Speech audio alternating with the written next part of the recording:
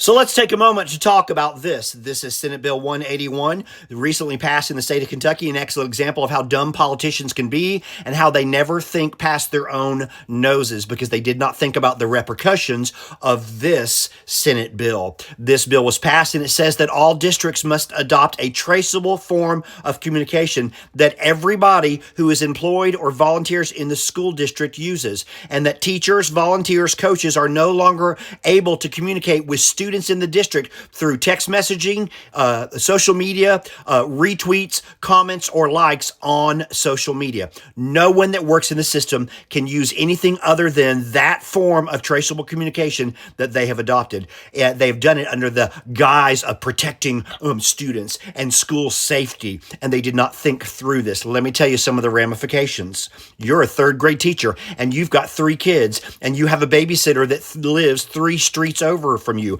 Because she goes to your local high school and she's in 11th grade, you as a teacher in the district are no longer allowed to text message that student.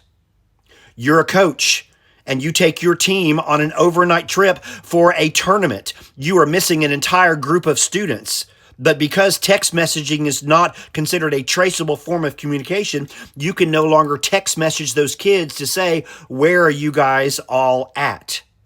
Your child has just graduated from high school and they got a summer job in the school system working for the summer program at the local elementary school, and they are a counselor at the local elementary in their summer program. Your child is no longer allowed to text message their friends that are still in high school, and they can no longer communicate on Facebook or social media with any of their friends that are still in high school because they are employed by the school, and that is not a traceable form of communication. You're a dance mom and you're going on vacation and you've decided to allow your 11th grade daughter to bring 3 of her friends. Because you are a 7th grade teacher, you are no longer allowed to text message those friends. So when you're on the beach and you can't find them, you have no way to communicate with them because they go to the local high school and you're a teacher. We as a school recruit volunteers from our local women's club and from our churches to volunteer at our science fair and volunteer at our school carnival. Because you are now volunteering at our school carnival and you are a youth group sponsor at your local church, you're no longer allowed